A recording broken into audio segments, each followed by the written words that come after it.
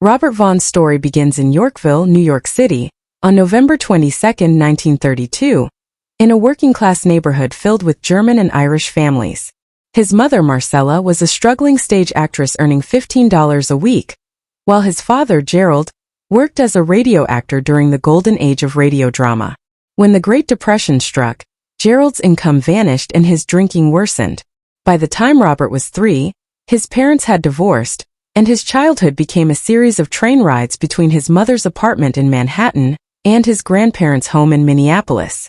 It was there, in a basement filled with hundreds of old radio scripts, that Robert began performing stories aloud for his grandmother's friends, mimicking voices and characters. Those early performances became his refuge from the chaos of his parents' separation and the uncertainty of his world. In high school, acting became his lifeline. At North High in Minneapolis, he devoted himself to theater, memorizing entire scripts in days and even staying in character outside rehearsal. His performance in The Glass Menagerie won him the Minnesota State Drama Competition in 1949, marking the beginning of a serious pursuit of acting.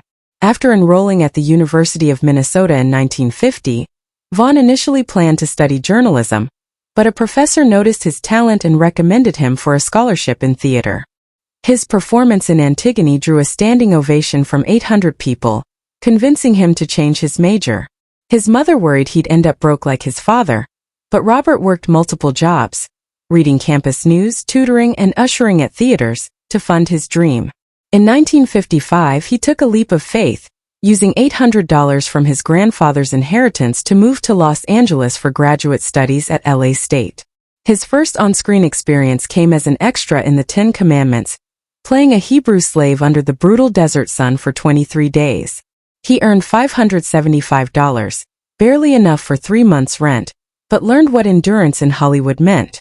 A chance encounter at Schwab's Pharmacy landed him a small role in the TV drama Medic, just before his 23rd birthday. He had no dialogue, only a short scene walking through a hospital corridor, but his silent presence left a mark.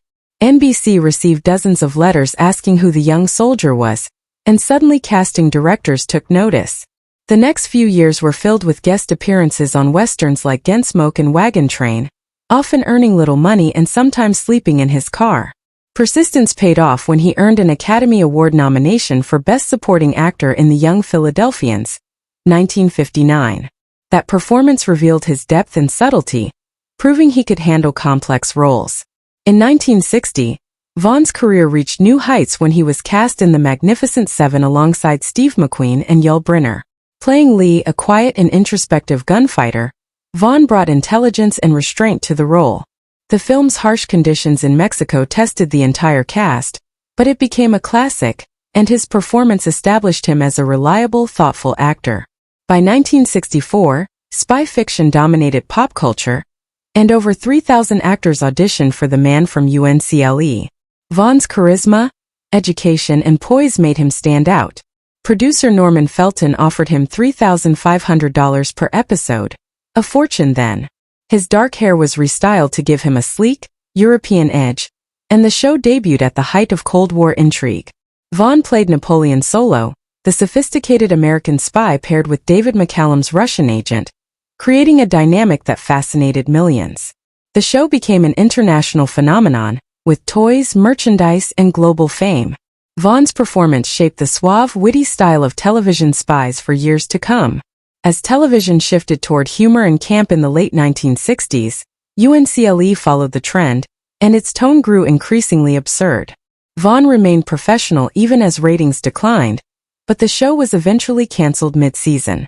He rebounded with Bullitt, 1968, playing an ambitious senator opposite Steve McQueen, earning a BAFTA nomination for his performance. Vaughn then took on politically charged roles such as a German officer in The Bridge at Remagen, 1969, filmed under dangerous conditions in Czechoslovakia. His intellectual depth and calm precision set him apart from the typical Hollywood leading man. Vaughn's interests extended far beyond acting. In 1970, he completed a PhD at the University of Southern California, writing a 300-page dissertation about the Hollywood blacklist, later published as Only Victims. He condemned the fear-driven persecution of artists during the McCarthy era, calling it terror disguised as patriotism. His activism cost him roles and even placed him under FBI surveillance. J. Edgar Hoover personally ordered agents to track his movements and phone calls.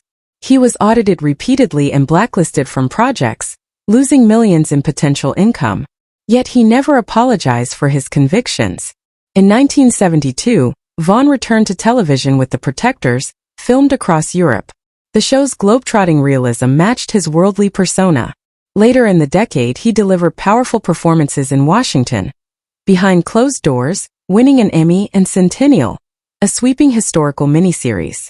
Throughout the 1970s, he continued to speak publicly against political corruption and censorship, even as his outspokenness earned him enemies, including John Wayne, who once publicly called him a traitor over his criticism of the blacklist.